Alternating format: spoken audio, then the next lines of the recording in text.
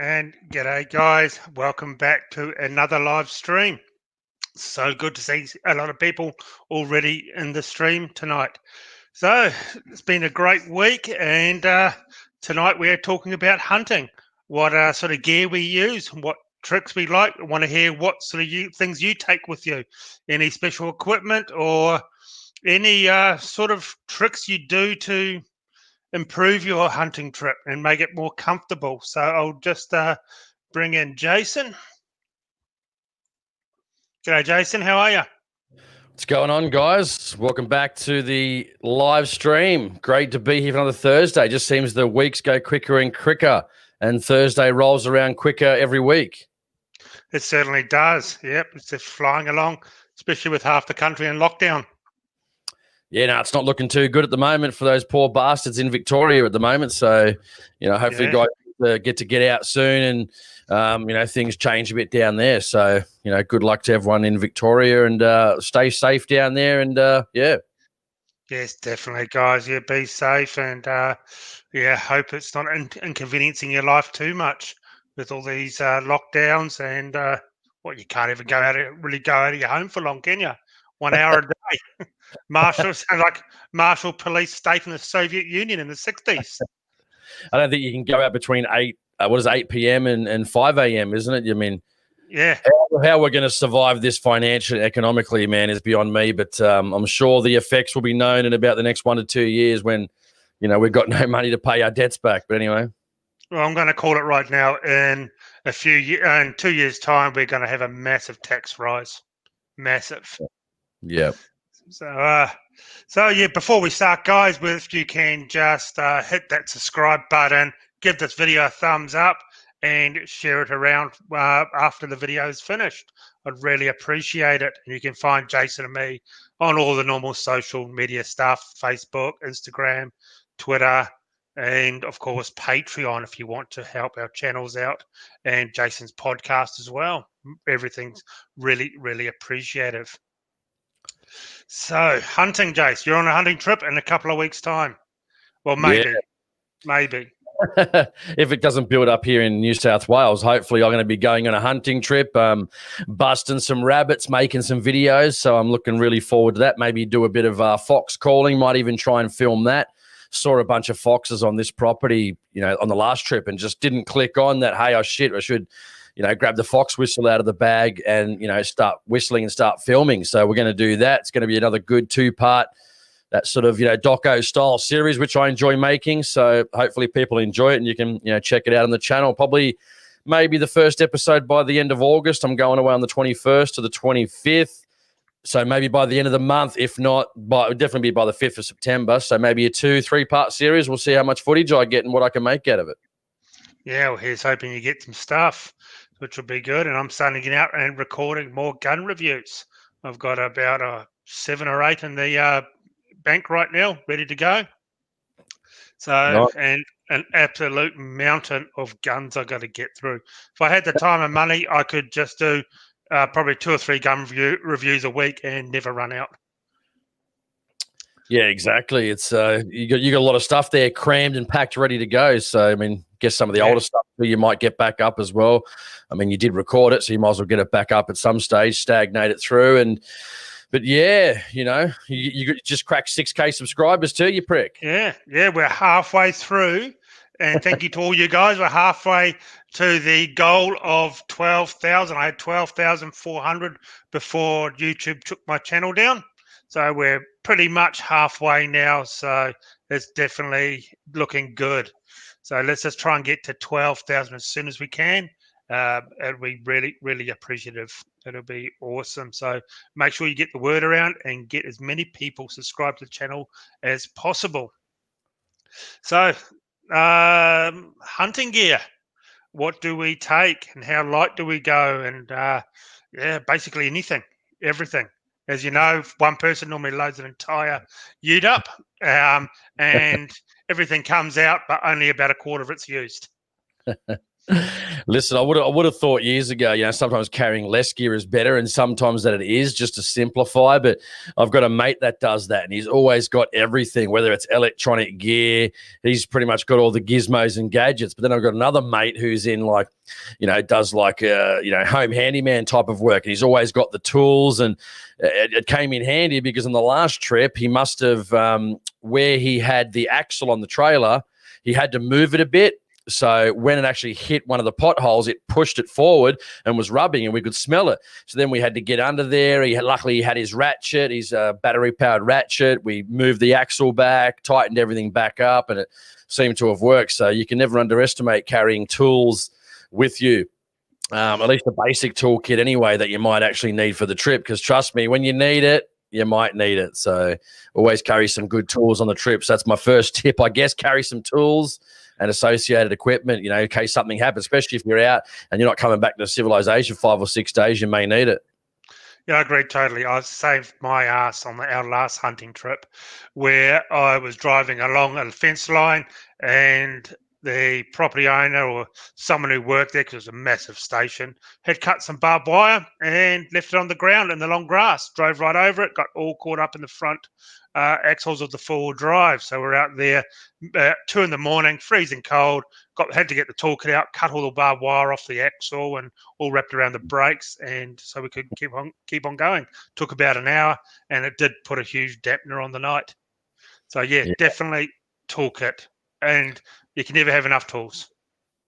Yeah, exactly. And, I guess if we're talking about camping gear, let's probably go into a bit of camping gear. I've gone through pretty much everything from swags to tent cots to tents to you name it. I've pretty much have it to stretchers. I do have a swag, which I use that generally for the warmer months. But I've gone back to a tent, especially for the winter hunting, for deer hunting. It's one of those Southern Cross canvas style, so they're not cheap. It's the center pole tent. The reason I got that one is because, man, when you're cold and you're at night and you want to get changed in your privacy of your own tent, you want to be able to stand up. You want to be able to get changed. You don't want to be out in the cold in front of 10 of your mates with your balls out, so to speak. So, it just gives you a bit of privacy when you get up, bit of heating. And if I probably gave a number one tip, and I'm going to try this in about 2 weeks because where I'm going is going to be pretty cold. I bought one of those, which I did put on the podcast page, one of those cheap Chinese diesel heaters. Now, look them up on the internet. They run off diesel. They run off your secondary battery. Once they run for about 4 or 5 minutes at about 10 amps, they normally drop back to about 1, and you can just plumb it into your tent. And obviously have the exhaust outside, so there's no issues with carbon monoxide and that. My mate took his with his little teardrop camper a couple of weeks ago to a deer hunting. It was about 6 degrees, and he put it on for an hour before he went to bed in his little teardrop camper, and it was about 19 when he got in there, and that was only on low, he said. So, and that was one of the smallest ones you can get. They're really good, and pretty cheap, $250, I think, something like that. And you can sort of mold them to what you need and take them out in the bush. I mean, this is glamping, but man, when you're in cold territory and, you just want to set up camp, maybe you don't have any firewood the first night or something like that. You want something to keep you warm, but you don't have to do that. But, I'm a bit of a glamper, take as much good shit as you need. So. We're all getting older. Our joints start hurting, and you got to make it more comfortable as you can. I wouldn't mind more so like a portable aircon unit for your swag. That's something that I would get more use out of up here in Queensland. At least when it's cold, you can put more clothes on, but when it's hot, you can only take so much off. Yeah. So I would like a portable, like anyone know anything, put it in the comments. Is there a portable camping air conditioning unit for swags? If not, I'm inventing it, and I'll have the patent. That's the thing. Even if I get me diesel heater and I try to sort of rig it, just the tube into the swag, I think that'd heat up pretty quickly. Whereas the Southern Cross, I think it's 2.7 by 2.7, and it sort of goes into that teepee style tent. So, it should heat up quite nicely. I mean, even if it heats up from, 0 or -5 to 10, because they say it's about 15 to 20 degrees from the lowest temperature, you get benefit. So, I mean, if that went from -5 or 0 to 15, that's a huge difference, mate. That's from being very uncomfortable and cold to just get under the covers and be warm. And they hardly use any diesel as well. I think you can probably run, 5-litre jerry can will run you 3 or 4 nights, no problem at all, easy. So, something to look at. And I heard it from a friend. I thought, this sounds like a gimmick, but no, it's not. And once they're running full pelt too, they don't use much power, like 0.5 to 1 amp, depending on which size you get. I might give you guys a photo on the next one of what it looks like, but I'm going to try it on this trip, see how it goes. Sounds good. Now we'll chuck in a couple of questions. Of course, we're going to start off with the Patreons because we are very appreciative of them helping both of us out. So we have Aussie Capitalist here. Do you know, okay, this really isn't hunting, but I'll answer the question anyway. Do you know if an import permit is required for changing for importing a charging handle? The big ball on the TAC-12 annoys me, and I have found a nice small replacement from a shop in Canada. So I'm not really too sure on charging handles because they're not really a firearm part. I guess they are, but they're not like you're importing a action or anything. But it's a free permit. Just download it and fill it out, and then you won't have any problems. So Yeah. I'd definitely, probably the best way to do is that, I'd say. I know they have, restrictions. I think someone's on barrels, receivers, and years ago I damaged a trigger group when I had my Cat C, and I couldn't even, import a $130 trigger group, brand new one, to put in that particular gun. So I don't think it'd be a firearm part. Also, a bolt, the sliding bolt, I think definitely is as well, because I had a problem with the bolt as well. But I think any of those minuscule parts, that's not going to be a problem. But still, like, you're right, just send in your B709, I think it's called here in New South Wales, and see if they'll give you the permit for a piece of metal. Or you might even be able to go to a machine shop. Someone might even be able to just machine one for you. Yeah, that's true. But I don't think there'll be any problem with that whatsoever. So Here is a hunting one. This is from James. Best IR torches, and I got the AHP sticker, Jason. Cheers.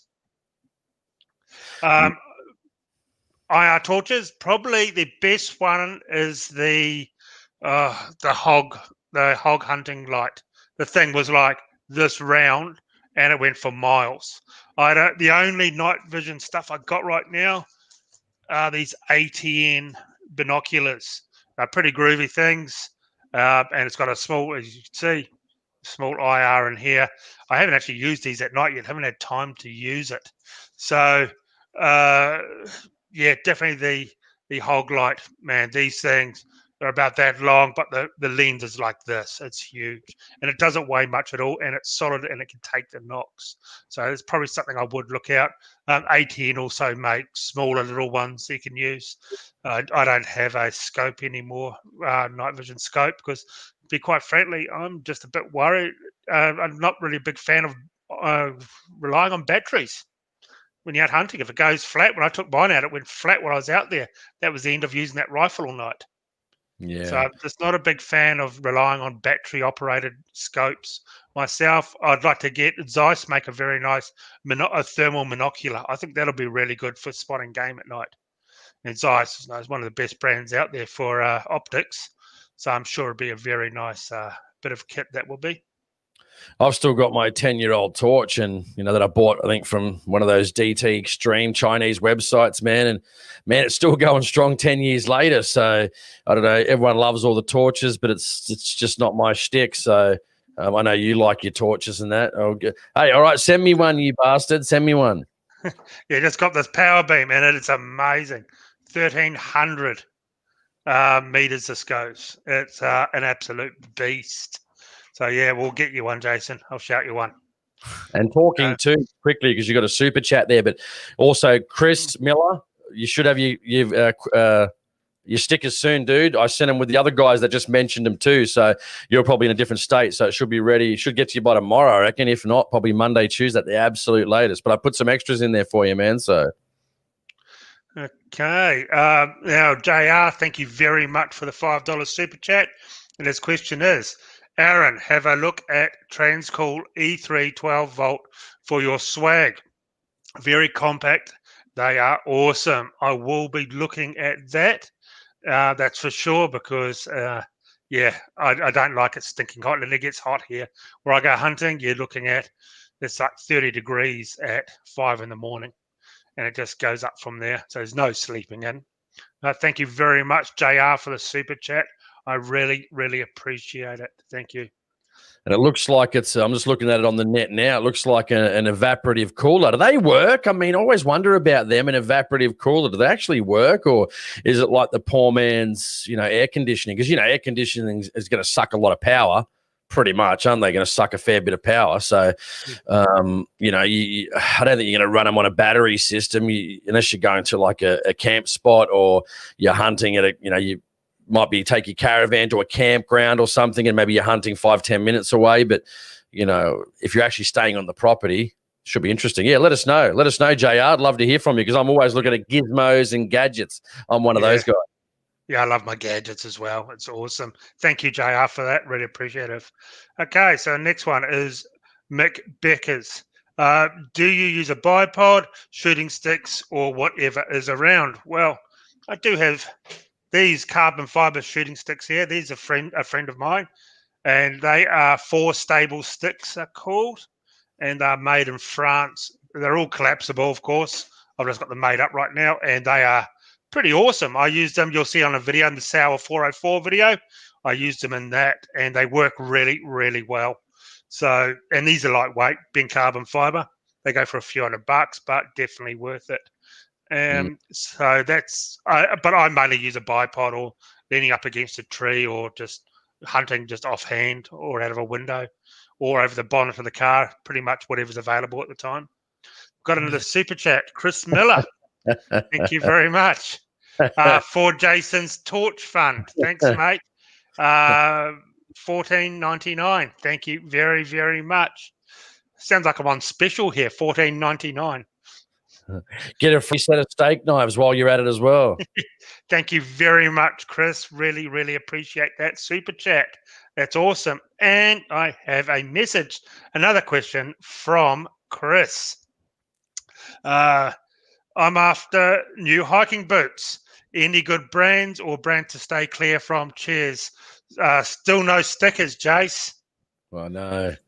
Well, you should get them soon, mate. You should get them soon, Chris. I mean, I know you're in Victoria, so I said on Monday, so probably Friday, probably tomorrow. If not, I reckon definitely on Monday. So I sent out I don't know what's happening with the stickers the last couple of weeks. I mean, I sent out a couple of free ones, but I think I've sent out about 50 stickers in the last 9 days. So I don't know what happened. I just shared the link and it just seemed to have gone off. And I think one of the other YouTuber fella that does hunting videos shared it as well. So yeah, maybe that's the reason. I don't know, it's just gone off at the moment. But I hope you guys enjoying the stickers, and don't forget to send me a picture of where you're sticking them so I can share them around. I love that. And what about my stickers, Jason? I've been asking for years, still waiting. Where are you going to stick it? On your head. Yeah, you know where you can stick it.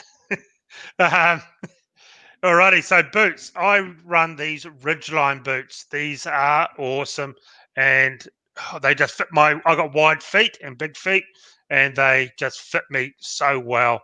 Like I could wear these all day, 14, 15 hours a day. I wear these when I go out. And I use these on a daily basis as well. Ridgeline are great. We're a Kiwi company, so of course they're good. And yeah, never had any problems. I got a real problem with shoes. Things aren't comfortable because I got a bad leg and stuff like that. So, but that just works really well. It's got web toes as well, Yeah, that's it. That's it. Yeah. So that is all my. Got one more Patreon. I'll quickly read that out. Happy Hunter. I can't bring myself to a point where I can happily cut a hole in a roof of my ute to mount a spotlight. So I use a Light Force suction cup bar. It works a treat, and I love it. What do you use? I just use a torch like this, or I got some bigger torches as well out the window, and so one person spotting, one person shooting. We take turns pretty much. I tried a radio controlled thing that just went around on the magnets, but it didn't really work too well. That did. So I just use normal handheld torches pretty much. But I do know Power Beam are coming out with a ratchet system. It's a roof rack with a big spotting on top, and you control it at your window because it goes up and across your top there, so no cutting holes. So that is coming out by Power Beam, Australian company, very, very soon from what they've been telling me. So that'll be very interesting to see. But thank you for your question, guys. I might have to get a new. I'm thinking, how far has technology come? Because I've got one of the spotlights. I think it might be Light Force or one of those ones, and it runs on the not halogen. What was the other one it used to run on? What was after halogen? LED? No. I've gone blank for some HID. HID. It takes too long to warm up. I remember years ago. I might even share some photos coming up soon to see how people react. But I did a bit of on a stone fruit crop, a bit of bat shooting, and the problem was you'd have a mate spotting for you, and you'd see them up in the stars and in the moon because they're big. You see their big wings, and he'd light them up with the halogen spotlight. You need that instant light. You can't afford not to have the instant light. So that HID, it's fantastic. It's bright as hell. It goes a long way. But I need something that heats up and just powers up quickly. So if anyone's got any ideas, I haven't looked at spotlights for ages, so maybe you guys might be able to tell me. Yeah, just hold off until the Power Beam thing comes out. That could be a real goer. That'll be LED. LED's the way to go. You'll see my spotlights on the front of my ute turns night into day. 3 light bars I got. I got another super chat, a $50 one from M. Fairley. $50. Good job, guys. Thank you so much for that super chat. The M. Frally? Yeah, that's it. Frally, yep. Thank you so much for that. Really appreciate it, guys. One step closer to getting Jason a torch. That is awesome. Use a spotlight. I might even. He's upgrading himself now. I might even give away, or at least maybe we'll see how I go. Maybe that existing spotlight that I got, we'll see. I just hate that it doesn't. I'm thinking about just going back to the old trusty halogen because, at least when you heat it up, it heats up quickly and it's just instant light. Whereas the HIDs don't do that. Maybe they're new these days. And again, mine's about 8 years old when HID first came out. So maybe things have changed. But let me know if they have because I need to find something that heats up a bit quicker. Yeah, no, LED instant. You turn the switch on, it's there. Like, man, if that can go 1.3 kilometers and you imagine that big, it's going to really work well. And you can, my mate bought one of those things too where it goes inside the window. So you basically compress it down on like a shock absorber and it goes up in the window and then you got the handle and stuff like that. So it works really well and he's been pretty happy with it. So, yeah, yep. Did any of your Patreons have a question? No, I haven't had a look yet, but just let's get into a few questions and then 1 or 2 questions and then we'll go from there. Okay, so Shane, Gib, we have just answered that. Yep, you can't go past a good pair of shooting sticks. I have tried these ones that I showed you. They were good. So another one from Aussie Capitalist, Aaron and Jason. What would your brand choice be for a dual cab diesel for property use? Toyota. Can't kill them. Mm-hmm. Toyota Hilux. Mine has been through the wars. I got it airborne the other day off a huge rock and it ran right underneath the running gear and it just powered on. It's been up cliff faces, down cliff faces. Made Jason car sick last time we went for a shoot. Didn't I? The train was that bad. Bad. I'm not used to. I'm used to just drive because I drive everywhere. So when I'm in, especially, I'm not good in back seats either. I've got to sort of be the driving or the front seat. Otherwise the back, I'm just screwed. I get sick for some reason. I don't know why, but but then again, you did take out some of your front suspension, didn't you? You need to replace it. What was it? Your CV joints or your? No. the expansion bent. I went a bit too crazy on the forward driving and just bent one of the front suspensions. I mean, So, people always give me shit over the Triton, but I mean, I bought the 2015. It's still going, man. I got, I don't do many Ks because I got a work car as well. I've got 63,000 Ks, and pretty much it's been absolutely fantastic for those 63,000 Ks. No issues. I think I've got one leaking rear shock absorber, so I just bought 2 rears the other day just to replace it because it'll be the first time in about probably next year that I actually got to do my first rego check. 5 years down here, then you got to do your rego check, your first a green slip, not green slip, whatever slip it is, I call it, rego check to make sure it's roadworthy. So I know I need to get that fixed. But other than that, it's been pretty trouble free, man. Like I can't really fault at all. People give me shit, man, but it's still going and it's never missed a beat. So can't really complain. I definitely, I'd definitely say, Toyota. But a farm ute, just bashing around a farm. Little Suzuki Sierra or Vitara. I used to have one of those, man. That thing went like a beast. Yeah, they go everywhere, those things, absolutely everywhere. We got another super chat here from Samo. Hey, Jason, check out the Frylight for halogen spotties. They are the duck's nuts. I haven't heard of those. So, check those out, Jace. I will do, yeah.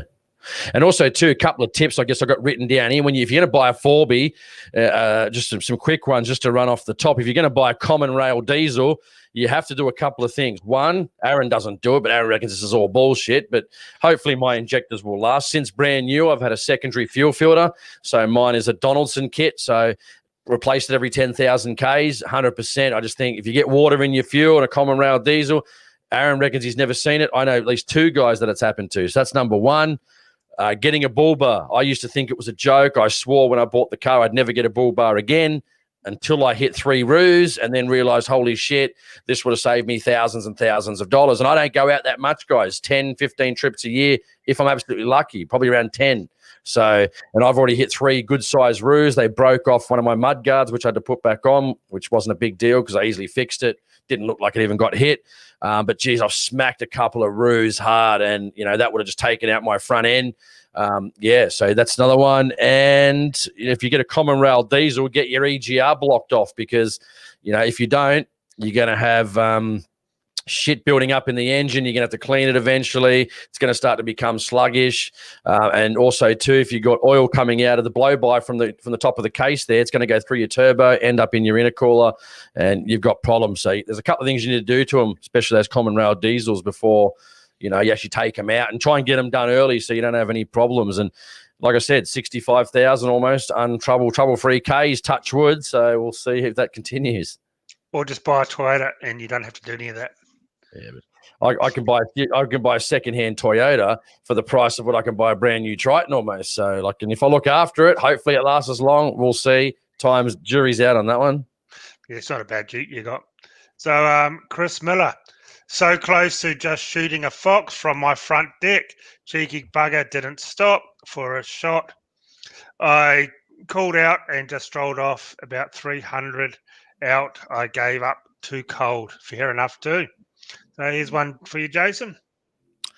What is it? Thick, durable garbage bags. Great for keeping blood out of your pack or hanging meat up in the tree if there's too much to carry out in one go. Also use them as a poncho or a windbreaker. Great idea. You just bought one up. Best tip, number one tip of all tips, baby wipes. Nothing can beat baby wipes when you're out in the field. It's like basically a shower in a bag. Go around the corner behind the trees, shit shaving a shampoo, so to speak. Mate, nothing going to better than clean. Trust me, man, nothing better than going to bed clean after 4 days, especially if you're in the heat or even if you're in winter. It's basically a shower in a bag. Buy a couple of bags of baby wipes, thick baby wipes. Put them in a bag, take them away, take your rubbish with you. But yeah, mate, once someone gave me that idea, I was like, man, never go without them. Like, hey, if it's good enough for the baby, it's good enough for me. Yeah, that's true. But off eBay, what I'm getting is one of those gas-powered, the butane canisters I blow up on the show, gas-powered hot shower hanging in a tree. How good is that? Only about $200. If you can get water. Yeah, you normally always get water. I always take, that's another thing, guys. I always take a couple of slabs of bottled water. So Yeah, I try and work on one slab every 2 days. yeah, yeah. And that's Yeah, the main great. one I go. And a bit of cordial just to take that water edge off it as Mm. well. So, and if I'm getting real risky, I spice the cordial up. I get a couple of different flavors. I feel like getting a bit crazy. And if you got the room too, another one I take, and most of us when we go on a trip, about 5 or 6 of us have got them, so we need a big area. 3x3 meter gazebos. If you've got enough room on the back of your tray, which I do, I just slide it across the back. When we get to camp, put a little bit of the tent underneath the gazebo, maybe one of those little flooring things, like the one with the sand falls through it to put your swag on so you don't damage the bottom of your tent or your swag if they're expensive. And then a gazebo, mate, keeps the sun. Even in winter, if you go to some of this high country, mate, I'm telling you, you can get sunburnt. It gets hot during the day sometimes because 12 to 1,500 feet above sea level or meters above sea level certainly takes its toll on you. I've been burnt in my face. I've looked like when my glasses were rings on my face. So, definitely something to and when you got 5 or 6, you put them all together and it creates like a little area where everyone can sit, where the rain won't come in if possible. The wind, keeps down. The sun's not going to come low on the horizon and come in. You've got a lot more room there. And, it makes a huge difference, man. I always used to take my 3x3 gazebo. I think it's great until someone threw it on the ground in front of my ute and I drove off it because they didn't tell me. I wonder who that could have been. With me. Yeah, exactly. No. And then he got car sick. You can't take this guy hunting, guys. He'll run over all your gear. He'll vomit all over your car. I didn't vomit, you idiot. I didn't vomit, you idiot. You say you got to stop. It's more just going in the thing. I was a bit tired that day, but mate, you got a $10 super chat from our mate Bagara. Explosive Bagara, HMR operator, $10. Thank you so much. Explosive is a great viewer of our show as well. Hilux overrated. I do think they are very expensive for what they are. I do agree with that. Triton underrated. My Triton is a beast. $10 towards the Torch Fund for Jace. Cool. Thank you so much, Bagara. Really appreciate that. Yes, I do find the Toyotas are just generally very expensive for what they are, but they do last forever, though. Also, too, I think it was one of I think there's those guys that do all the ads for like 4-wheel drive super center and that was it 4-wheel drive, whatever that YouTube channel is. I think they just changed the name of it recently, but they did a bunch of reviews on all the vehicles and whether they were paid off or not, I've got no idea. But Triton did come out as number 1, so I mean, they seem to be all right. Like again, you're going to get lemons in any make. I've seen lemon Tritons, I've seen lemon Hiluxes, I've seen lemon Nissans. Probably Nissans more than most actually, but I've seen lemon Jeeps, the V Dubs, the Holden Colorados. They've all got lemons, man. Just look after it. Do your oil changes. Get your secondary fuel filter. I've seen a guy brick his engine because he had water in the fuel. Mate, 8, 6, 7, 8 grand's worth of damage. So for a $30 filter every 10,000 Ks, and hopefully it protects your injectors. So I got 65,000. Hopefully I get another 65,000. And here we have Jace, a new viewer. I haven't seen him before. Jeff. Pretty excited about able to tune in this week. Hello, Jeff, and thank you very much. Haven't seen you on here before. Thank you for tuning in. I think Jeff sent me a message, I think, on the podcast page. So I think that's the right Jeff. Welcome. Oh, cool. And here's one, Jace. And I got something here. As light as possible for backpack hunting. Yeah, that's true. I've been looking at some backpacks. I'm thinking when I do decide to get fitter, I've got a day pack and stuff, but if you're actually going to go like for those alpine hunts where you've actually got to stay up in the mountains and stuff, I mean, you need a lot of gear. You need some good backpacks. You need some good cold weather sleeping bags. You need a good mat to sleep on, a good tent, or at least a good, good bivvy, and something to cover you as well. Like a fly, really good fly as well to keep the rain out. You just don't want to get caught out in cold weather and get wet. Oh, it's nothing worse. It can ruin trips. Exactly. I use this. You will see this coming up in a review. I may release the view tomorrow of a bit of gear I use when I'm out hunting. It's clothing, basically. The Ridgeline, awesome. Great day back. And that there is for your rifle to rest between.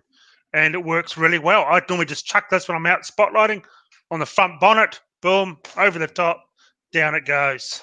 So this is a great lightweight, really well made. One of the best well made day packs there is with the webbing and everything on it. Absolutely love this. I use this all the time. I use it from day to day as well, just in general. So definitely Sorry, I was going to say, I wonder, this is an interesting one too, which will probably segue into our next one too, is from Happy Hunter again. Hi, Jason. This is on Patreon. When I go hunting, I wear a Russian style beanie. Yeah, I've got one too, dude, with fur at the front that comes down around the ears and the back of the neck. I recommend them to any shooter. But I get shat on by the boys because they think I look ridiculous, but I swear by it. What headwear do you wear when you're out hunting? Yeah, nothing like got to keep your head warm. If your head gets cold, you're going to be in the shit. So yeah, I've got one of those Russian trapper fur hats, mate, same as yours. I think mine was a Berkeley fishing one. It could be a bit bigger for my big noggin, but yeah, man, it certainly does the job. Good beanie, good socks, good long johns, thermals. You need all that stuff if it's cold, guys, especially if you're going into deer hunting habitat. Very, very important to keep warm and have spare clothes if need be. Because if you get wet, you get cold, your bedding gets wet at night. Oh, mate, you're up shit creek. You really are, and it's not good for you. Exactly. And I think worse than being wet and cold. And that's going back to the actual garbage bag comment we had. Great for dumping wet clothes in them. That's what I use them mainly for. Anything wet, socks. And I take an absolute shitload of socks. Like probably about 20 pairs. I just dump them in there. If they get dirty, muddy, wet, man, off they come, new pair on. Nothing worse than having wet feet all day. Yeah, exactly. That's for sure. And also, too, if you keep some in your day pack bag, if you're out and it starts pissing down, maybe carry a fly or something as well that you can quickly just rig up and get underneath. I've got one of those $10 plastic ponchos from eBay, which comes down about knee high, and it's got a head on it, so it comes in a little bag. So if you ever need it, you can just chuck yourself under there with your gun and you're off to go. Or if you've got electronics, cameras, phones, take a couple of just a roll of bags in your bags. That way you can just chuck them in the bag, tie it up, and you're not going to ruin your electronics and all that shit. So, and I have a bunch of big Ziploc bags. The big monster triple XL ones. They are really good. Here's one from Colin. Hi guys, what do you recommend for a good cheap hunting knife? Well, cheap, you do get cheap. Unfortunately, you won't hold an edge. I use these A0 knives. These are awesome. These are made in Spain.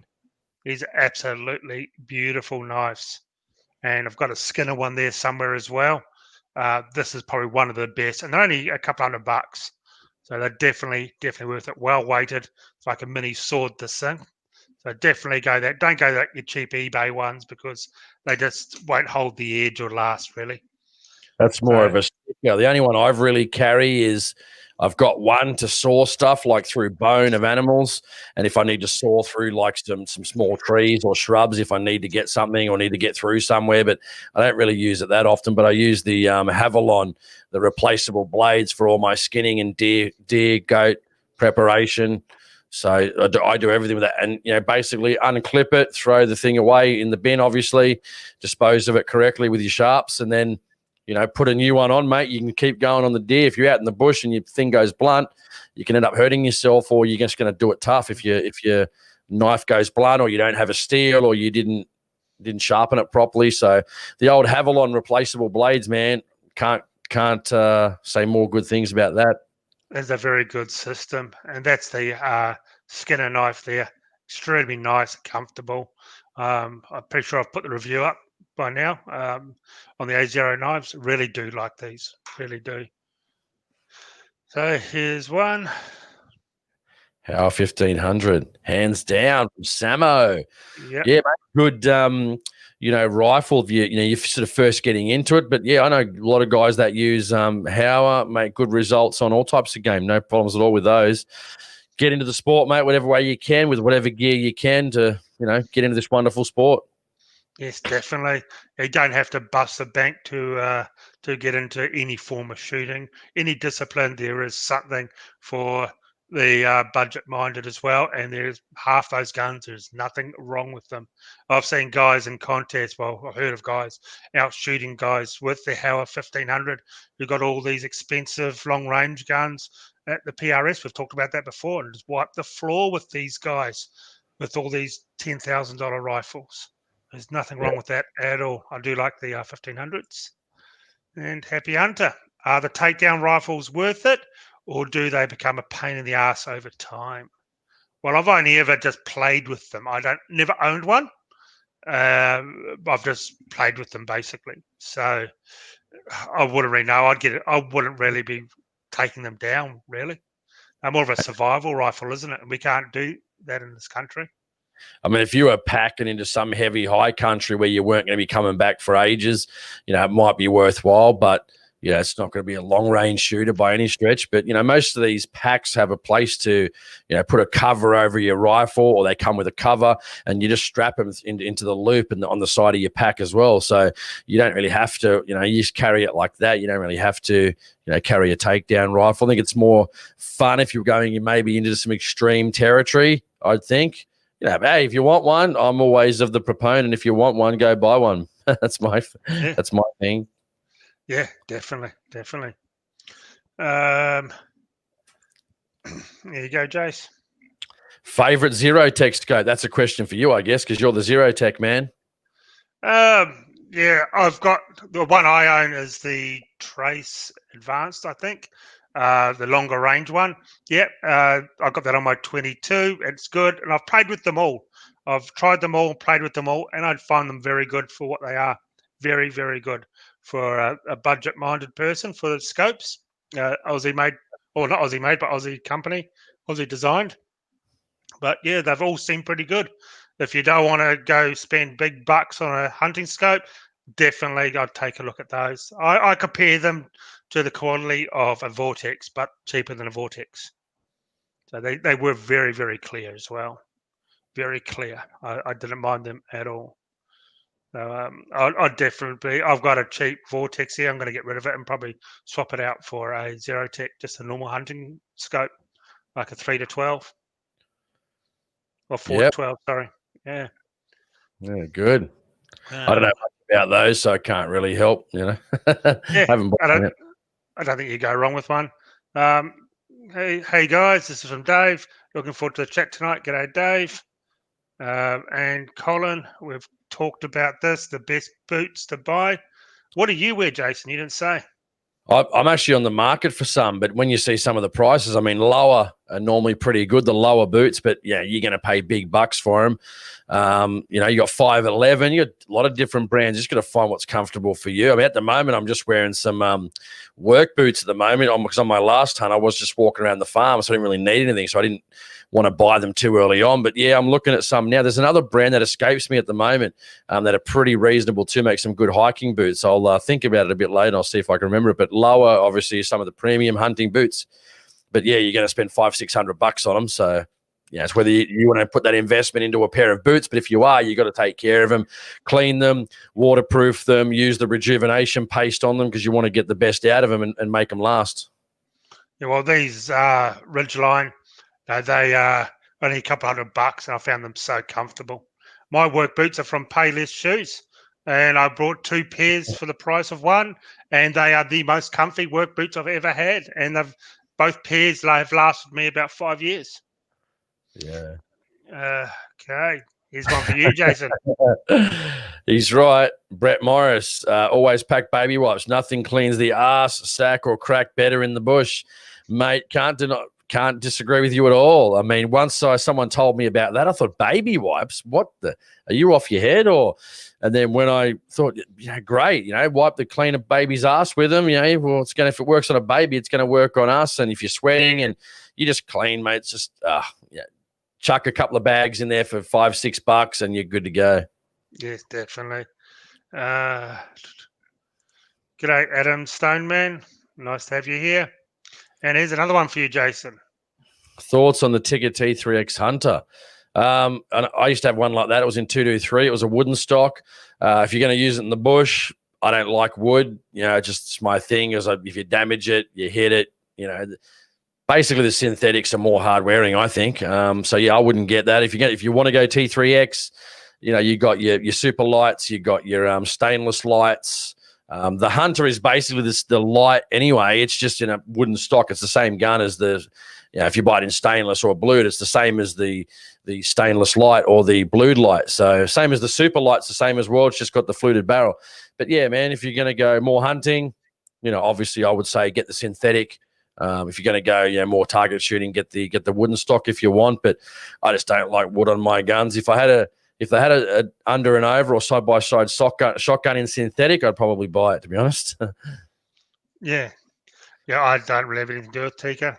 I'm a sour man now. I love the sour rifles. I think they're really good for the price. I really, really do. European.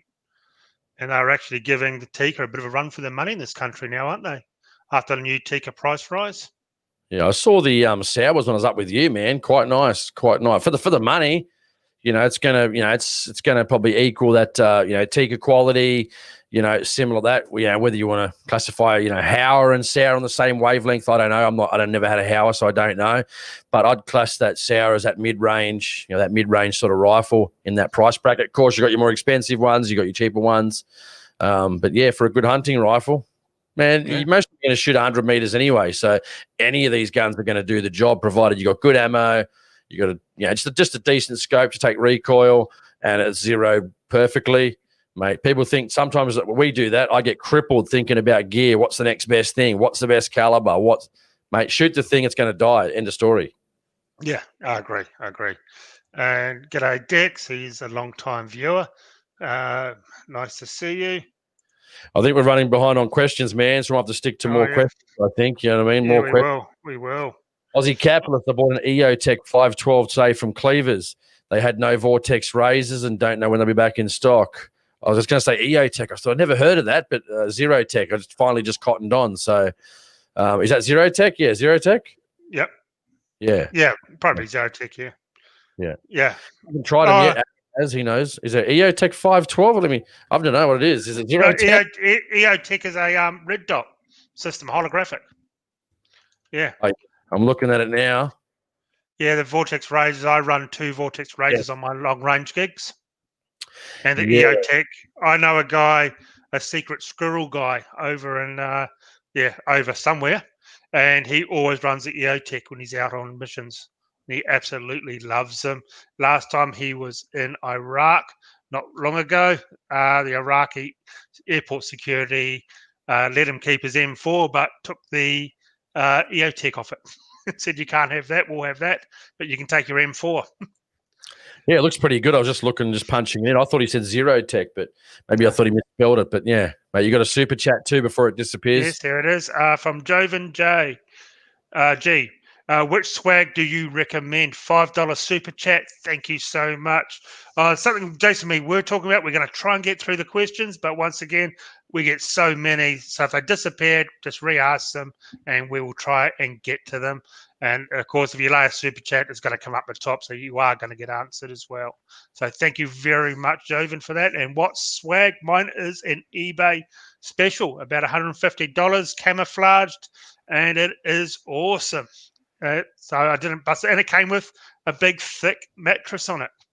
So it's good, but it's a big bag. I mean, like, it's a big bag. Yeah, if you get I find for me, you know, the double swag, I had one, they're way too big. You can never wrap them up the same size if you had them. They're just massive. But I got the King single one. I think it was just the 4-wheel drive Super Center ones. Yeah, the flies on them aren't necessarily the best, but I mean, the bases aren't the best either. They're okay. I mean, again, you look after it. You don't put it on hard ground, put something underneath it like a ground sheet. I mean, they're going to last you. It depends how much you use it, but I bought the Super Center one, I think $180, and it seems to work pretty well. I got a pretty much brand new Southern Cross tent off this lady that never used it. That's like they're like $1,500, and I've still got it now. It's really good. So I'm going to be keeping that and using that from now on if in the cold weather. So. Yeah, yep. That's what I use, the eBay one, and it has not faltered me. Okay, whoops, not this one. Lever action versus pump action for hunting. What advantages do each over the other? Well, lever action is probably a little bit faster, some people reckon, over a pump, but I find a pump a little bit more accurate and a bit easier to use for me, a lot easier to use than a lever action. So I've got a pump action 223 Remington, and I love it. Yeah, I don't think they're going to be the most probably accurate things going around, but I mean, again, if you're on a quad back of a 4-wheel drive, then your idea is to have as many shots, I guess, as you can, and to try and hit mob of pigs or mob of goats, and they do the job. So especially at close quarters, because normally you can ride quads up on them.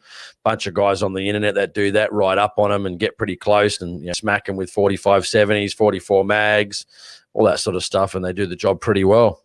Yeah, they do. There you go, our mate, explosive again, Jace. Bought a TAC 12 and Ticker T3X and 223, and God knows when I'm going to get them. Greetings from Victoria. Mate, bloody Bagara, man, he's really spending the dollars recently. Mate, we might have to go to his house, mate, and maybe start working for him. He's just rolling the dough. Yeah, I reckon. He's in Victoria, so that's the Walking Dead down there right now, so we can't go. Cannot go. We can't even go to Chris's house, man, and for a big deer hunting trip, man, like big bonfire and that. No, not at all. No, it was safe up here in Queensland, so everyone's going to have to come up here, I think. As I said last week, forget about New South Wales, Victoria. Just come and live in Queensland. You can't anyway. You closed your borders down again, didn't you? So I think they closed them down to New South. Was it Victoria or New South Wales? Oh, yeah, we're blocking off New South Wales on Sunday, which is good to hear. And people are recommending not to open them again. Well, permanently. I'd keep you up. I'd keep you up there anyway. We don't want you in our state anyway either. So feelings mutual. I can't take half my guns down to your state. They're all banned down there. True. Aussie capitalist. I'm touching my gun right now. His TAC 12. Okay, we'll go down. A few guys talking amongst each other. Yeah, so while you're doing that, I mean, what else we got there? Cold weather gear. I mean, we've talked about binos and range finders. They're important pieces of equipment as well. These are the things you can have for a long time, guys. Remember, I was on the last rabbiting trip that I made a video about. My mate was there, and he had a top bloke, and he had a pair of sort of not so good ones. And then I gave him, and as soon as he put them to his eyes, mine are only about $800 worth for $750. But he's like, "Holy shit, man, these are awesome." And I looked through his, and I thought, "Oh God, it's like looking through a potato." But so he's going to get a good pair of binoculars, and something that can last you a long time. I mean, I think we're at the point with a lot of technology, cameras, those types of things where, how much better can they really get with the technology they've got? And I remember I did a podcast with a guy that talked about from Leica Optics, and he said pretty much they're starting to develop now. Instead of looking through, glass and mirrors and all that sort of crap, you're going to be looking basically at a digital image, almost like a DSLR camera from now on. So basically like those thermals, and, they're going to get so good that you're not going to know you're looking through a digital image.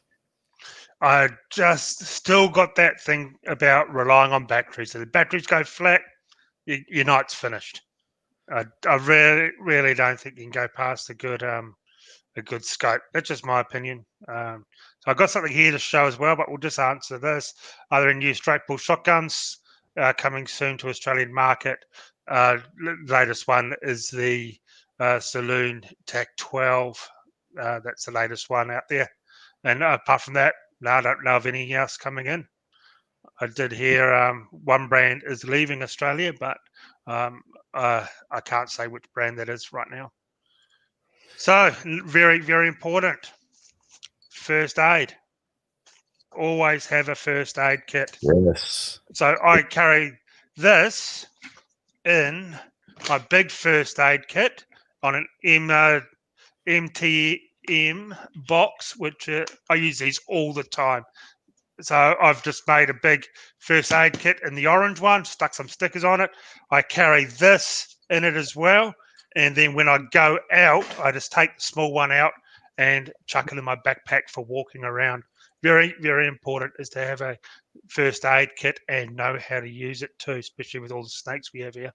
Yeah. And if you're going to, I always tell this story, but Get like an EPIRB as well. Very, $300. They'll last you about 5 years. Sometimes you can send them back. They're single. Most of the time they're single use, obviously. So if you're in the shit, and you're hunting on your own with your mates in deer habitat, yeah, it's okay to. And I always say this to a lot of guys. They go, "Oh, but I've got snake bite compression bandages." I said, "Yeah, that's fine, but if you don't have an EPIRB, you can't walk out of there. So instead of dying fast, you'll die slow. So which will be excruciating pain, in my opinion. So always carry the EPIRB, sign up with AMSA, which is Australian Maritime Association or whatever it is, and get it registered. Carry it with you. If shit hits the fan, deploy that EPIRB. I can't stress that enough. I mean, people go, $300. I mean, is there any price to put on your life, guys? Especially if you've got families and kids and family that are going to miss you. So, it's okay to get bitten, but if no one knows where you are, and even if you carry a UHF, a handheld, you might get, 300 meters in hilly terrain, maybe a kilometer at best. If no one can hear you, you die. So get an EPIRB so someone's going to come and get you. Yep. Yeah, that's not a bad idea at all. Yep, that's very good.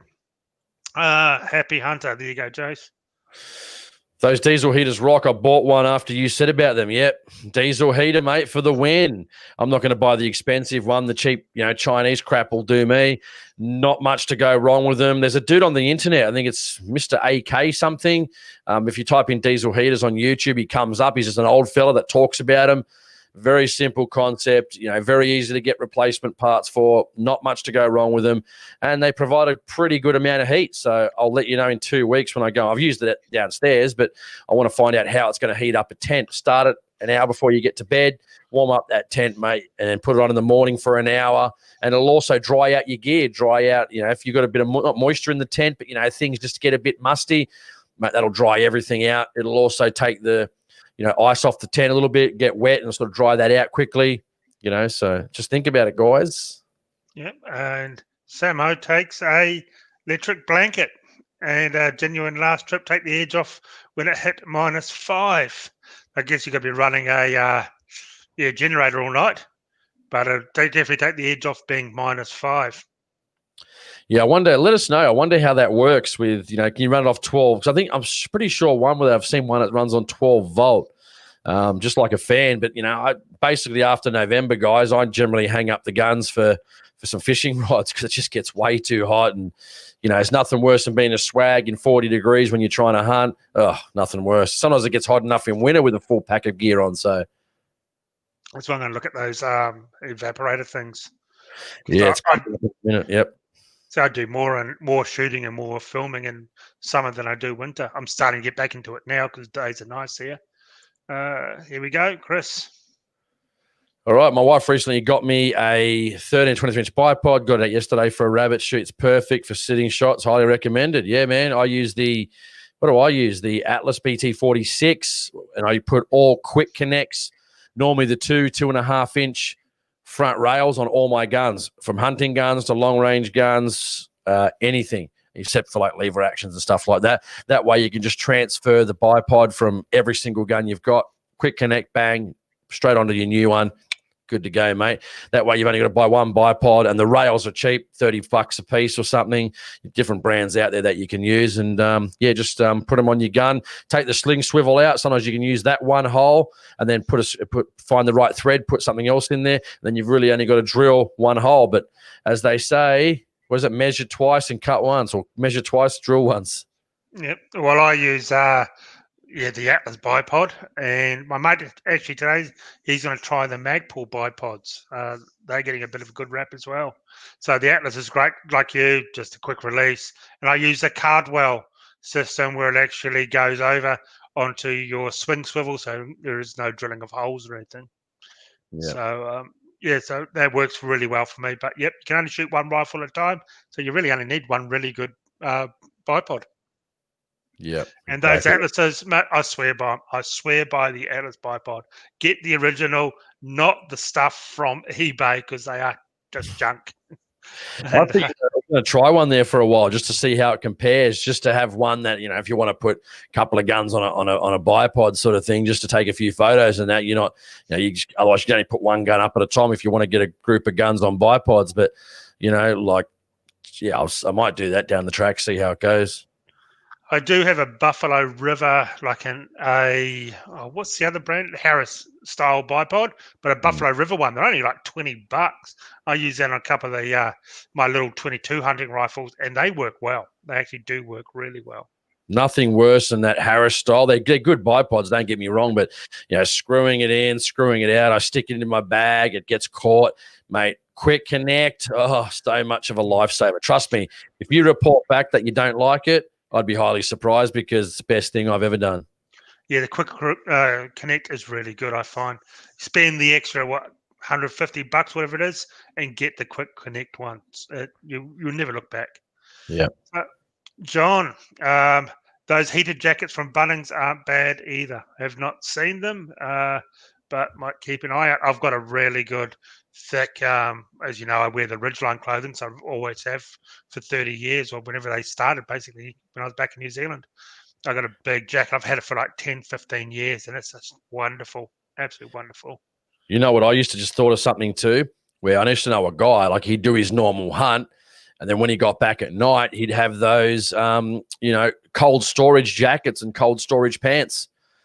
He'd spotlight those, and he goes, mate, they're toasty warm in those things. The big bomber jackets with the big pants on. Yeah, you look like an idiot, but that's all right. He goes, you're out in the bush, and, in winter, he's toasty warm with a few gloves on, and we're sitting there freezing our balls off. Yeah, it's definitely not you're not going hunting for a fashion show. So it doesn't really matter as long as you're comfortable. I got really good gloves as well, and they're like mitts, and then you just pull them off, and it's got fingerless gloves underneath, and they work really well. I've seen Aaron when he goes hunting. You know what I mean? Very, very, very minimalist. Yeah, I don't like lugging around lots of crap I don't need. Okay, Anna Blake, the one for you, Jace. I have an Olight. It's a Javelite Pro Mount on the Scope 243. Awesome torch. Yeah, I've heard good things about that Javelite or the Olight. Seem okay. So, yeah, absolutely. Yeah. We got next, Booyah Prepper. Yep. This is for you, I think, mate. This is for you, this one. Hi, Aaron. 15 years ago, I went to the Cape, upstart at Christmas time. Gee, they're a bit hot. And the only way I could sleep was a bottle of Bundy is the best for sleeping. Yeah, I tend to agree with you. I have a few Jack Daniels every night before I go to bed, especially in the heat. Yeah, knocks you clean out. But then again, you got to wake up a few hours later because it's so damn hot. There's nothing worse, at least with the cold weather, you can rug up and you can get items that are going to keep you warm. But in the summer, man, you just cannot escape it. And that's why I pretty much early November is my last pretty much trip until March pretty much, because it just gets way too hot. If I've got a property to go to or something that's got like air conditioning or even just a room to sleep in where you can come back during the day, yeah, absolutely. But as in staying out 4, 5, 6 days at a time, no, unless I get a camper. I think on my future, one day I'm probably going to get like a camper, like a Jayco or something, just really glamp it up, level 5,000, I think. You can get them secondhand now, really cheap, eh? In top-notch condition too, like only for a couple of grand. Apparently during COVID, though, you couldn't buy them to save your life on like Facebook Marketplace because so many people weren't wanting to buy those because they pretty much had nowhere to live, man. So they were buying, scraping up their last 20 grand, buying a camper and basically living in parks and that, poor bastards, So, it's a real bad way. They were buying bicycles, you name it. They couldn't drive anywhere, so they were buying bicycles too. Well, with that superannuation, everything was selling out. Again, cashing in superannuation. Exactly. Thank you for the $50. We have talked about that one before. Thank you so much. Here's one for you, Jace. Seen a few blokes attach the Light 4 suction cup roof mount so it's permanent. Yeah, I've seen that too, yeah. Yep, but like I said, that one with the shocks that goes in the window and then you release it and it's padded and then you've got like a little arm on it. And yeah, my mate's got one. It seemed pretty good when he was using it. He was pretty much raving about it. It's apparently well. I'll find out which one it is for next week. I'm not sure exactly which one it is, but he says it's pretty good. And you'll be able to help this because one of your new sponsors is a camo company. Yeah, Neil Constant. Hi, guys. Love watching the show every week. Just wondering where I can get large hunting clothing camo gear. I'm 6'6" and size 16 shoe. Well, yeah, that's a tough one. got some new sponsors on the show. So Camo Warehouse, check them out.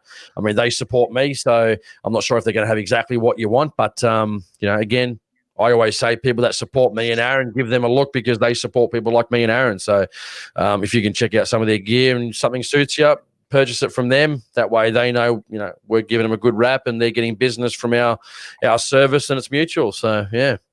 Yeah, definitely. Yep. G66. Yeah. Geez. Maybe just be able to grab the game and snap its neck, wouldn't you? Stuff the guns. You might have just get, then again, you might have to get it custom made, it depends. Yeah. Imagine 6'6" and size 16, like shoe. Yeah. You probably got to get someone to make them for you, possibly. Yeah. Yep. Definitely. LED rather than HID from Michael is what you want for a light. Yeah. LED is the way to go. Instant. And it's just so bright. I got 3 light bars on my ute and 2 spotties, and it turns night into day. Just. I was going to say, I wonder if I can convert. Do you guys know, you gurus out there, because I don't deal much with lights, can I convert that HID light force to the LED? Because on the bottom of the handle, it's got that big, what would you call that, capacitor thing on the bottom or whatever it is, the HID thingamajigger, whatever you want to call it. Can I convert that to LED?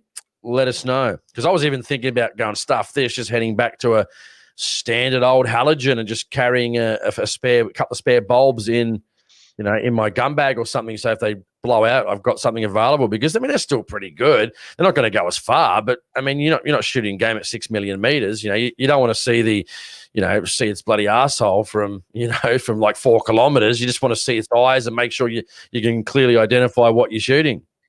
Yeah. Yeah. Oh, he's Samo again with the super chat, and he says, keep an eye out for the fry light. I think it's firelights. I think, yeah. Firelights, I've heard of them before, yeah. What is the tastiest way to prepare? This from Dicker X.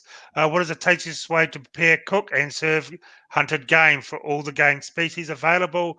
Which is the tastiest to do it with? Well, my mate makes great sausages, and he uses a German sausage recipe with a bit of pork fat in there and a bit of bacon and lots of herbs and spices, and it is so nice. And I use that venison, minced venison. I use it for spaghetti bolognese. Actually, you made some when we hunting a couple of years ago. Yep. Way to do it if you're not sure. I do sausages all the time. I even just buy it from the shop, guys. I don't worry about, getting all the necessary ingredients, because you're going to spend more money per 5 kilos on buying ingredients. Head to one of your local shops. There's heaps on the internet, garlic and herb, rosemary and mint. I love the bratwurst. I love the South African boerewors is one of my favorites. Again, just pretty much I put about 1 kilo, 1.2 kilo pork fat for every 4 kilos of mince. So that makes it about 5.2 kilos.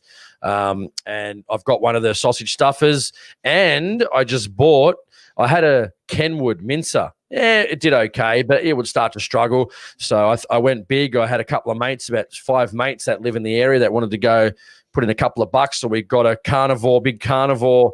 I think it's a 1.1 horsepower mincer from Hare and Forbes. Man, this thing is just going to chew meat. It's going to chew meat, and it's going to make sinew its bitch, so I can't wait to get to use it. But yeah, patties. I saw one of the guys a couple of weeks ago make up the big long bags, it almost looks like the size of the bags of like Devon. So he pumps them full of the mince, ties them up, squeezes them, spins them so they compress, freezes them, and then he takes them over to his mate's house with a bandsaw, because they're in the bag, and he just cuts them into patty-sized fillets for burgers, for morning breakfast. What do they call them?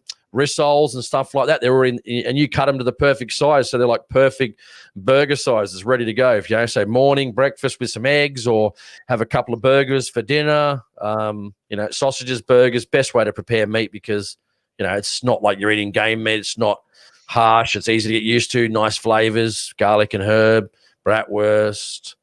Yep. Yeah, when we had Spanish chorizo as well is a good one. Oh yeah. Well, when we had a barbecue down at Brown Plains Firearms last year. They put on some venison, and all the ladies who walked past, oh no, I don't want to try that. As soon as they tried it, they were hooked on the venison sausages over the normal Woolies beef sausages. Yeah. So much better, guys. I mean, you can put whatever you want. Sky's the limit for you guys, but I just buy the mixes from the shop. 1.2 or basically 1 kilo to every 4 kilos for a total of 5 kilos of meat mixture. And if you want a bit more fattier, maybe go 1.25 kilo fat per 4 kilos of straight venison, mate. Fuck. I had some today for lunch because I'm working from home. So I had some today for lunch with some capsicum and onions and just fried up in like a little stir fry. Nice, very nice. Mm. Okay, this is good. That's what I like to hear. Mick Becker's got my gear down to 6 kg plus rifle. That is really good. I'd love to know what the tip is. Yeah. That is a good one.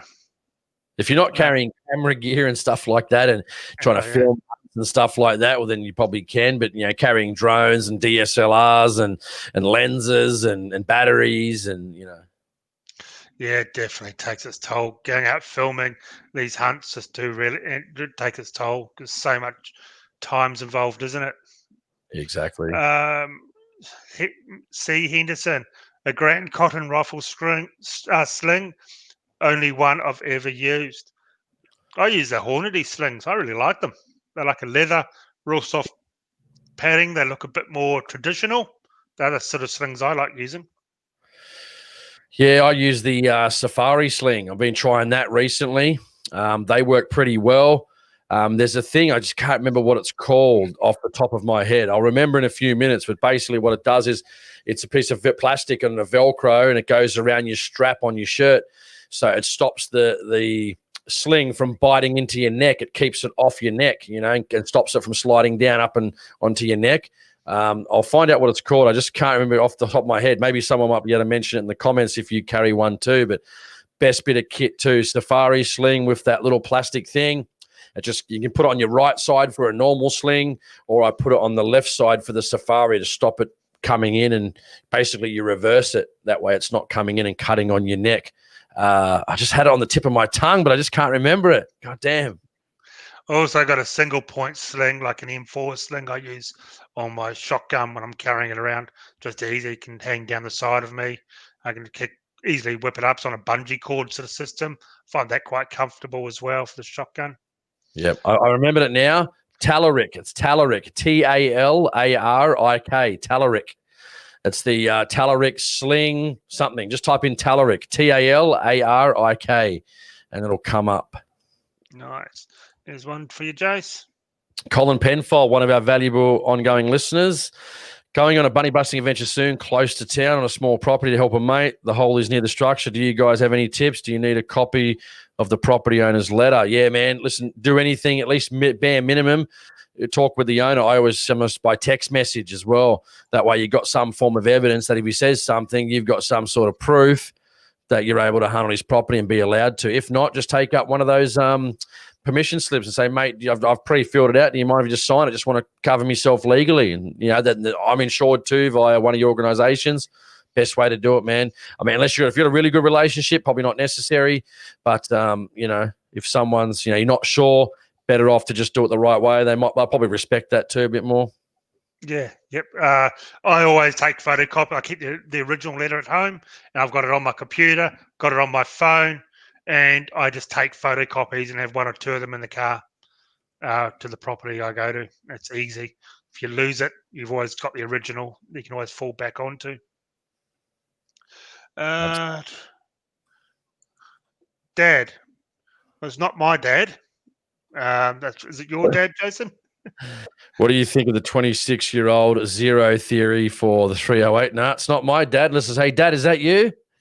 Yeah. I think it's if you're on at 26 yards, you'll be on at a couple of 100 yards because it's going up and then coming down again. I think that's how it works. I just can't remember the exact distances, but yeah, it does work. Yep, it definitely does work, and all get so close, good enough for hunting. I know a few guys that do little things like that, just sight in at about 25 meters.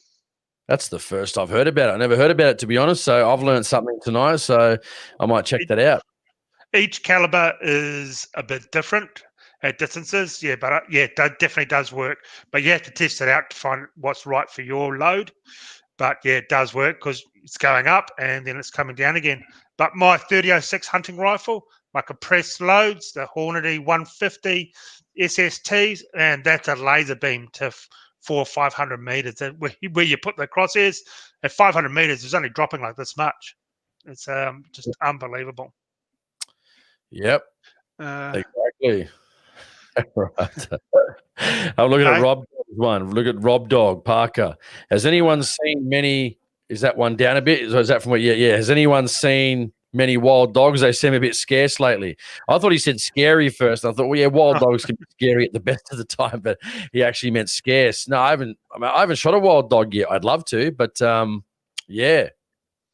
Well, we called wild dogs in on the hunting property not long ago, and you could hear them one valley away, getting closer and closer, and we're there for ages, freezing our balls off, sitting in the car dead quiet, and we had the electronic caller, and you could hear them. They just wouldn't come in. They just would not come to us. Yeah. Dogs are a hard one, guys. Dogs are a real hard one to call in. But I think I did an interview Tom Varney very early on in the podcast, like almost 10 years ago. He passed away, probably a couple of years ago, three years ago. And he had some really good advice on hunting wild dogs, Tom Varney. I think he's still got a few of his videos on YouTube, so you want to check him out. And, yeah, I think it was episode 3 of the podcast, and a really nice guy.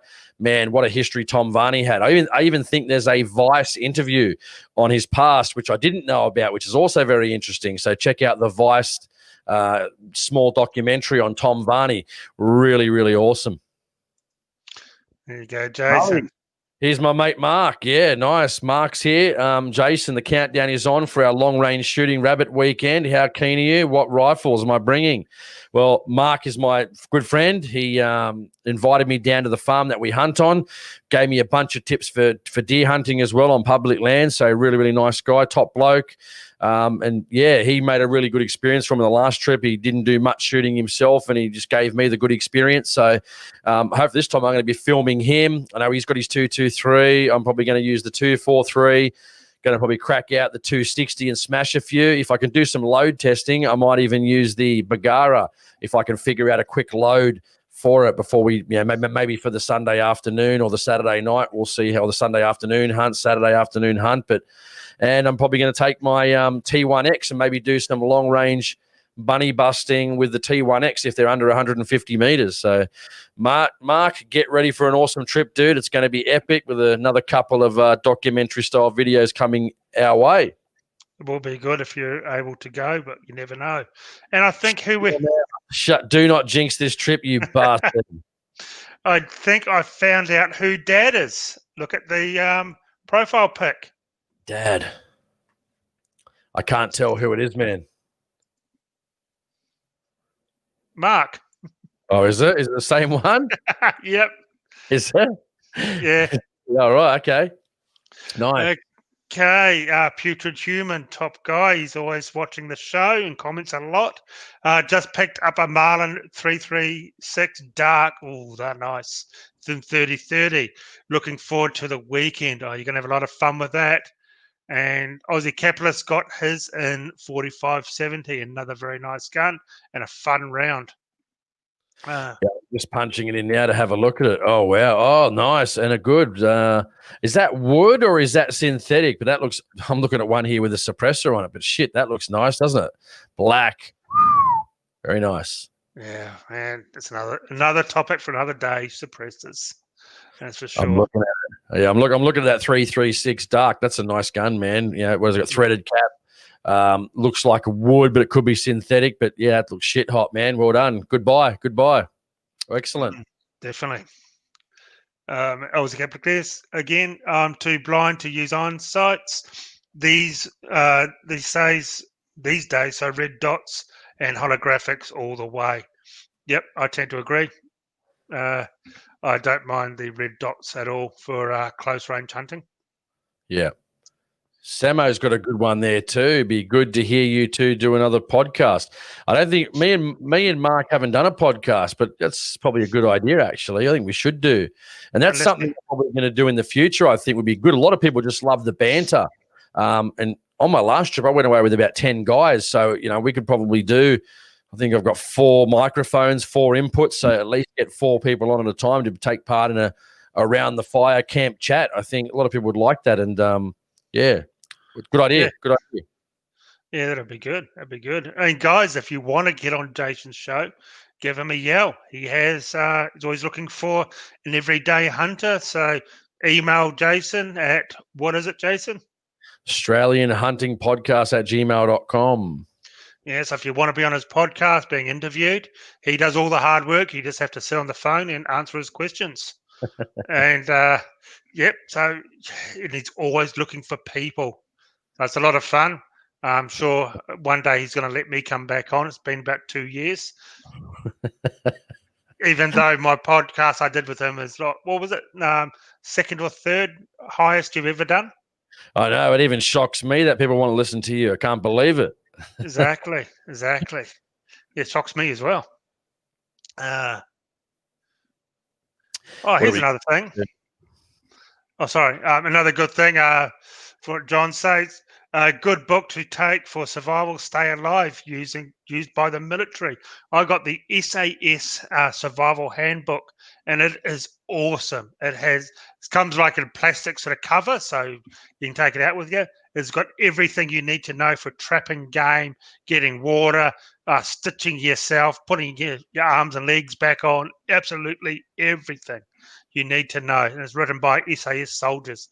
It comes out with new editions every few years, I think, and it is really, really good. I'll bring it onto the show next week if I can remember and show you guys. That is something really good to take with you. Probably good to chuck it into your first aid kit. Hey, just that one above too. I've just that from Rose 123, where she says, use gaiters from Bunnings. Do they sell them? Are they any good? Sometimes when I go hunting, what's really good too, especially if it's going to be wet around camp, I just get a set of gumboots. Gumboots work really well too, just around camp. And, if you're going to walk through mud and stuff and you're not going too far, like you're not traveling or you're not going 2 kilometers, or you're just hunting from the vehicle, they can be great in wet weather and mud, and it's awesome. So let us know if they're any good or not. I've never seen them sell them there, but if they do, let us know if they're any good. Yeah, and we have gumboots is a very, very good thing, actually. I know a lot of people who, if they're only going not too far, hunting not too far from the campsite, they'll wear their gumboots if they're not going to be walking for miles.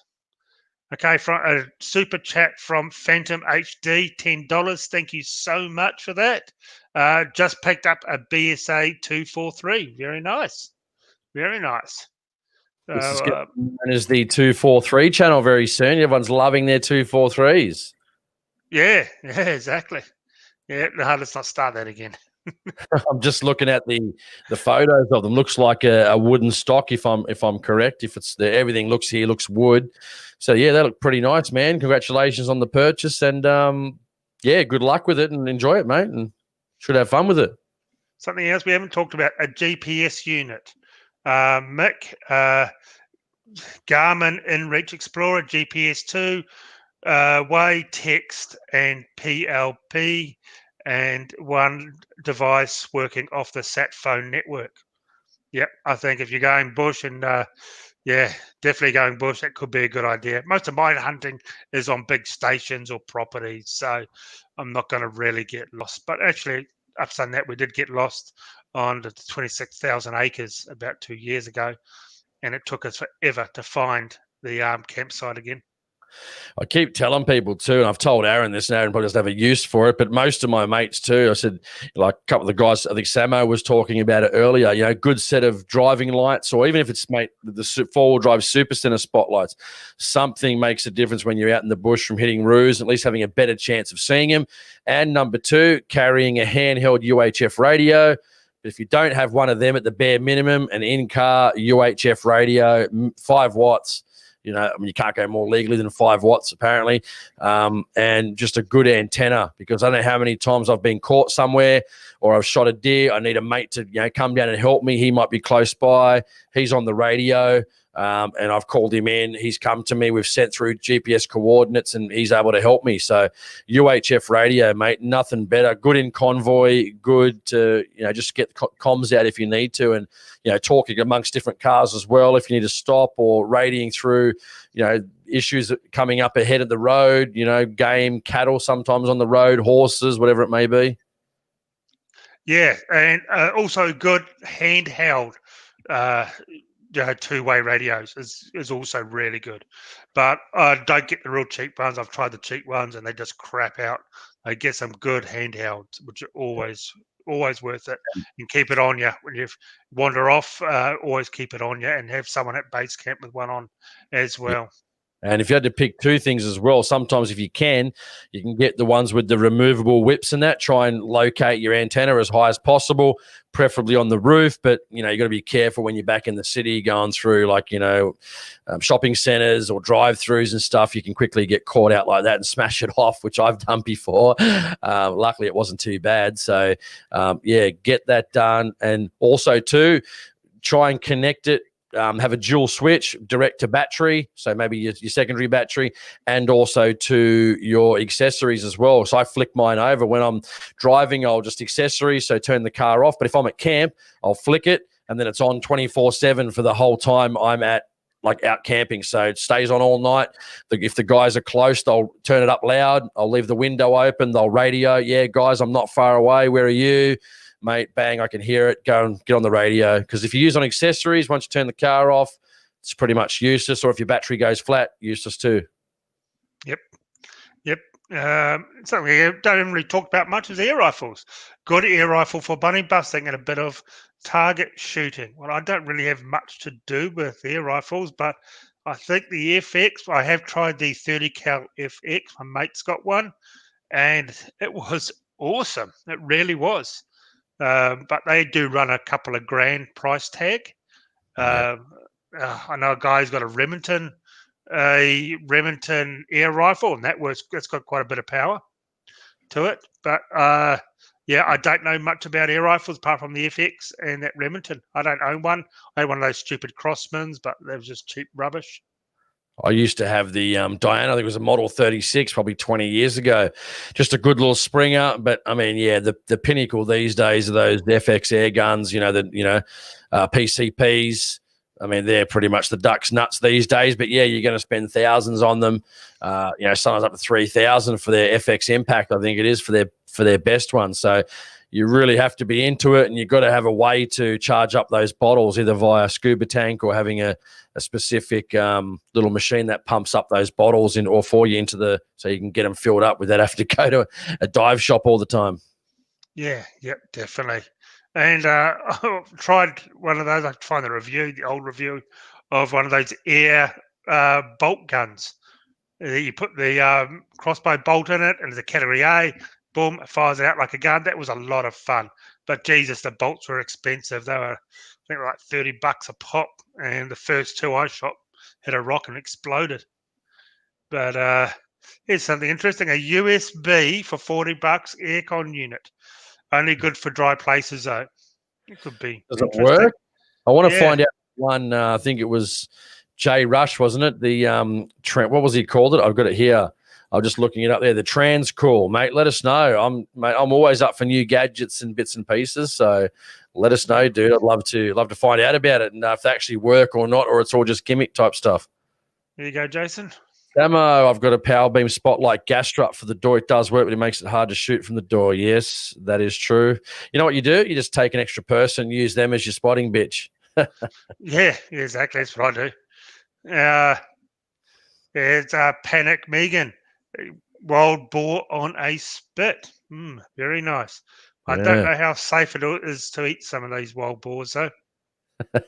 Mate, bit of garlic and olive oil and rosemary, maybe some butter, and you just keep basting that on the spit. Hell yeah. Yeah, but how safe for them is the boars, though? Because they eat lots of nasty things. It depends. You got to get the free range ones. Yeah, the up Cairns are not bad because they basically just live off sugarcane. They do taste a bit sweeter, from what I hear. And we'll just go through some of these.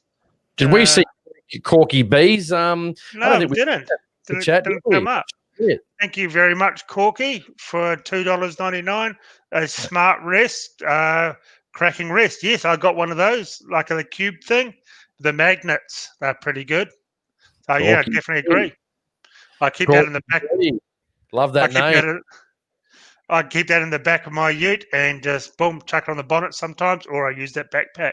So yeah, they are good. Yeah, go to that next one. That's a good one. Nick Lash, the sling hook, the Talaric sling hook. Yes, that's correct, dude. You nailed it, Nick. The Talaric sling hook. Best $40 you'll ever spend, I reckon. It stops cutting into your neck, and it's perfect. Buy one. There we go, Jace. So, Pranic Megan, you got to cook pig very carefully because of the risk of that. Be careful when you gut it if you're going to eat it. Yeah, always check all the the lungs, the kidneys. Just make sure you're not got any issues on the meat and stuff like that. You want to make sure it's going to be healthy for you.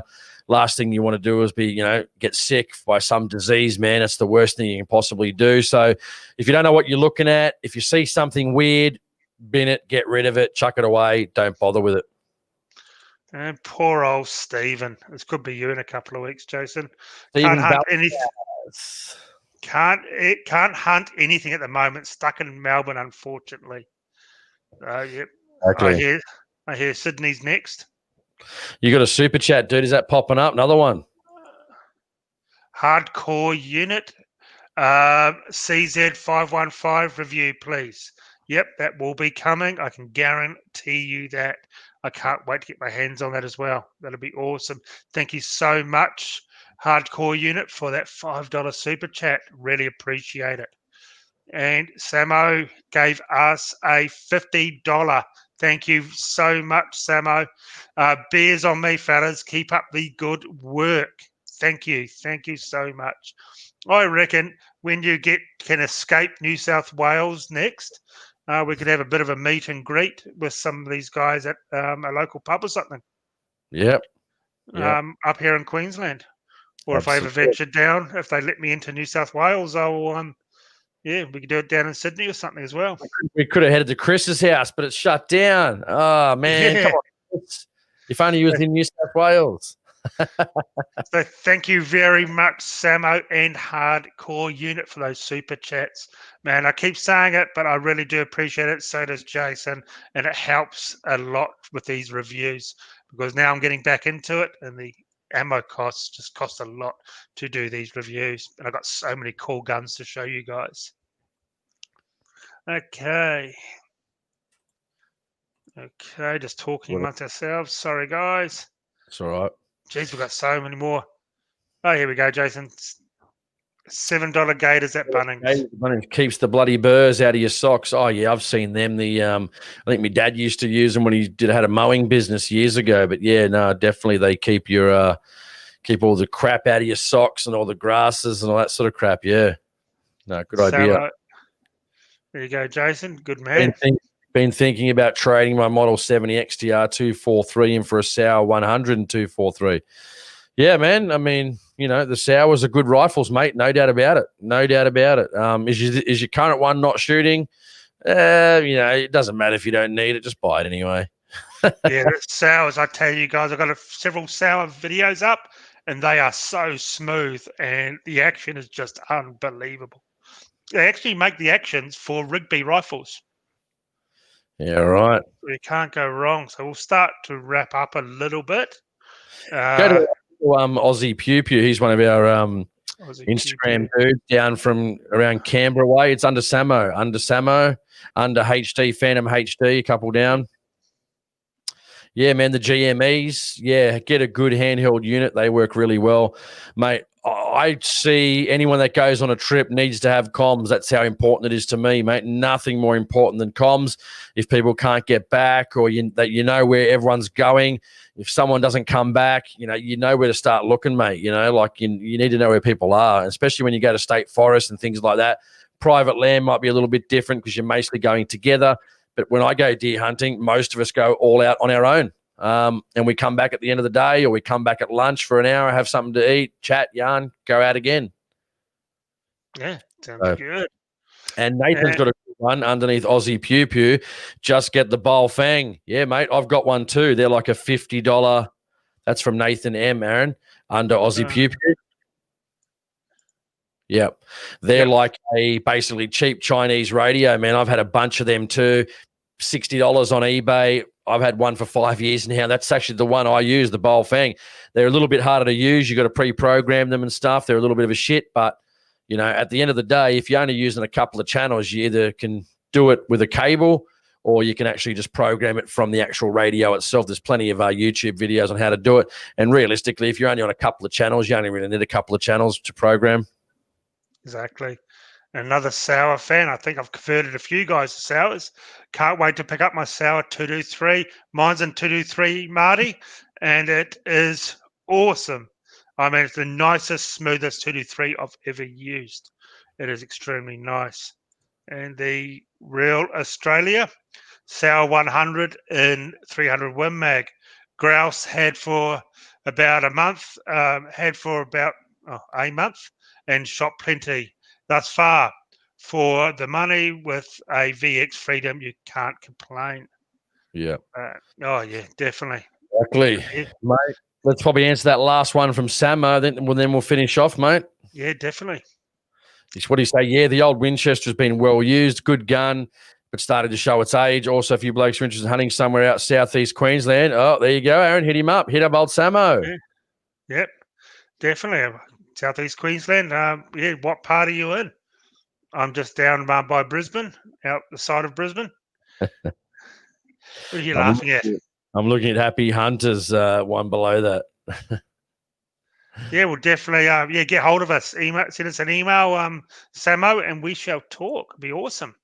Happy Hunter, if you want 2 ways that sucks balls and always fucks up by a Uniden. Yeah, that's what I did have, and it did crap out. Yeah, I got a double pack, and the batteries were just garbage. I think, what have I got? Yeah, I got the cheap carry-around one because I don't use it, like the Chinese one. But in my car, I always like to have a good one. So I've got, I think I got this when I got it, actually. It's, again, not sponsored or anything. Probably shouldn't even be saying it, to be honest. But I've got the ICOM radio, Japanese-made, good quality. ICOM are pretty well-renowned in the industry, so... Yep. Yeah, I'm not ready. Not to be confused with Oricom. ICOM, the good one. Jeez, more questions are coming in. Anyway, finish off, dude. That's it. I think we're getting off. Definitely. Okay, guys. Well, thank you so much for everything again this week. It's always a pleasure to talk to you guys. It's definitely the highlight of our week, seeing you guys here. So we'll be back again next week. And remember, hit that subscribe button and the notification bell, and hit us up on all the Facebooks and everything. It's all in the description. Once again, it's awesome. Watch out for tomorrow's review. I've got a few loaded up, so I'll decide which one will come out probably tomorrow after work. So have a great week. And what have you got coming out, Jason, on the podcast? Anything? I'm talking to a guy about bows. That should come out probably tomorrow if you're a Patreon supporter. If not, sometime late next week. And got an interview actually tomorrow morning with a guy from New Zealand. Very interesting one, talking about terminal ballistics on projectiles and hunting, a bit of long-range shooting, scopes, but more of that terminal ballistics, I think. And it's going to be really good. I'm looking forward to that myself, actually, to find out more information from this guy. And Aaron knows who it is. And he's a good shooter and got a lot of knowledge, especially around ballistics. So it should be good. I used to train in martial arts for years with his father. What an absolute small world. Can't believe it. That's exactly. Yeah, so, well, once again, thank you very much, guys. It has definitely been a lot of fun, as always. And thank you so much for all you guys contributing to the Super Chats for Jason's Torch Fund and ammo costs for the new reviews coming. And once again, have a great week, safe week, and I hope you get out shooting, and we will talk to you in 7 days' time. Thank you very much.